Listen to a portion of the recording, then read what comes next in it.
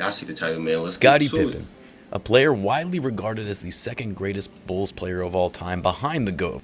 I A just player missed. widely Oh, eyes regarded up as there, the Scotty. second greatest Bulls player of all time behind the GOAT, of course, a top 50 player of all time, 6-time NBA champion, one of the greatest defenders in the history of the game, and a Hall of Fame legend that will always be remembered as a big piece for the Chicago Bulls dynasty in the 90s. But while Scottie's greatness and really being underrated throughout his career will be lasting as the years go on, Pippen has suddenly started turning on all of those who he was close to throughout the time period playing in the league, burning bridges, throwing people under the bus, and giving some of the worst takes we have seen in recent memory. That it's now getting to the point where Scottie is tarnishing his own legacy and what the younger generation will remember about him. And it's what we'll be talking about further in this video. So what's going on, everyone? You're listening to Bulls Central here. Hope you're all doing well. I've been saying a lot of crazy stuff now. You know what I'm saying, gonna mess up his legacy. This is obviously one of the videos we missed during the time Scottie was going on his little rants and things of that nature. This video went viral. I don't know how we missed Now, it. some of you already know That's why I need this. y'all I've help. been following the Help me channel out, for a man. while, but I was fortunate enough to witness the Bulls dynasty in the 90s. Yes, I'm old. I was a kid during those years, but unlike a lot of younger Bulls fans today who weren't born until after the Bulls' last championship, my first basketball memory was the Bulls winning the championship in '92 over the Portland Trail Blazers when I was 6 years old. And I remember falling in love with the game, wanting to be like Michael Jordan, wanting to be a star in the NBA. Of course, like 99.9% of kids who dream of becoming a player in the NBA, it didn't happen. But my love for the game, the passion that I have for it, and of course being a Bulls fan, started there. And see, when you're a kid, you're not paying attention to all the outside drama. It also helped that there wasn't social media at that time. You didn't know the ins and outs of the business side of basketball, why players get traded, the on-court schemes and systems on offense. You simply watch the game, watch who scores, and you cheer for your team to win. That's it. So while there was this drama brewing behind the scenes, sometimes not behind the scenes, specifically with Jerry Krause and Phil Jackson, but as a kid, you didn't follow any of that. So now, growing up, and especially after watching The Last Dance and knowing some of the challenges and issues this team went through during those glory years, you see why there is some bitterness, some resentment from players, even 25 years later. And that couldn't be more palpable based on what Scottie Pippen has been saying about his time with the Bulls. Obviously, we saw a couple years back when Pip was launching his new liquor brand as well as his book. He was making appearances on people's shows. The one that comes to mind was his appearance on the Dan Patrick Show, where he openly called Phil Jackson a racist when he called for that final shot to go to Tony Kukoc in the '94 playoffs over the New York Knicks.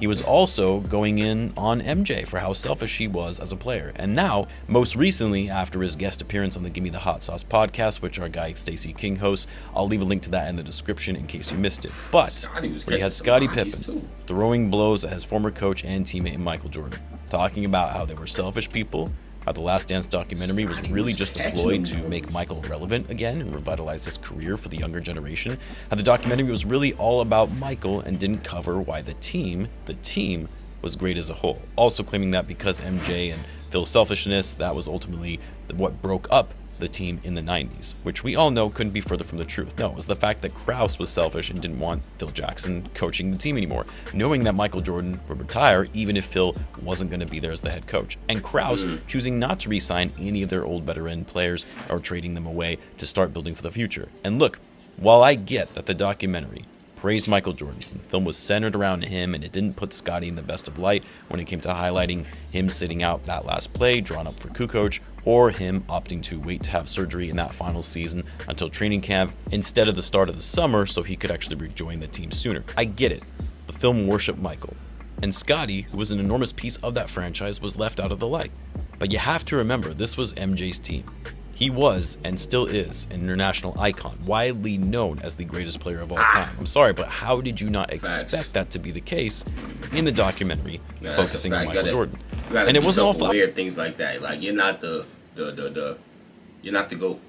Sorry, Scottie. For MJ either. They put Mike in a bad light as well, showing how he berated players, would get in fights with his teammates. MJ got heat in that film as well. But for Scottie to come out after the documentary, years after they all played together, and to be criticizing his former teammates, burning bridges, and holding grudges, so many years after the fact, when you're in your 60s now, like, come on, time to move on. It's not healthy to have all of this built-up resentment over something that happened years ago. At that point in your life, you should be making amends with people you felt did you wrong throughout your life, not making it work.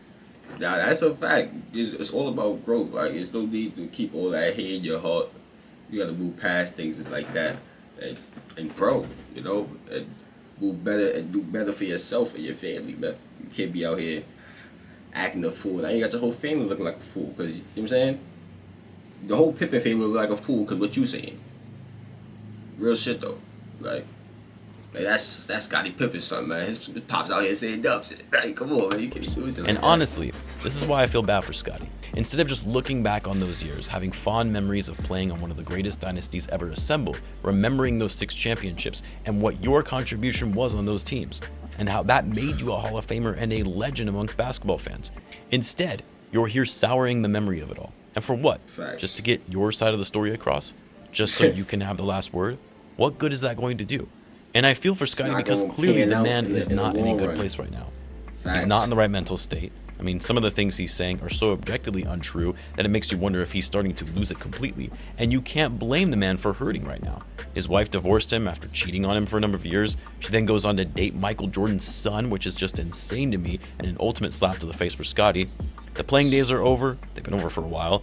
The playing days are over. Well, they've been over for a while. But for a time, he was the ambassador to the Bulls, but they got rid of him and brought in Tony Kukoc to take on that role. And for Scottie, he's struggling to stay relevant. His wife left him. His former team fired him. He's lost a lot of money on bad investments, according to him. Things are not going well for the former All-Star. And rather than seeking the help he probably needs, you just keep seeing him come on these shows and saying these outlandish things for shock value. And it's a sad state to see. I'm actually going to be having Stacey King back on the channel later this summer. Facts. Scottie got to get it together, man. It's not going, you know what I'm saying? All this that he's saying is not going to pan out in the long run. Like, in the long run, it's just going to, like bro said, tarnish your career, bro. Lead people to think you're just a bitter, trash Robin. Which you wasn't. You was a great old-time defender. You out here catching bodies and all that. You know what I'm saying? You was wildin'. Sometimes, but you just messing it up, man. You messed it up. Let me know what y'all think about it in the comments. Turn on post notifications, share the video with your peoples on your social media platforms, all that. And I'm out of here, man. Alright.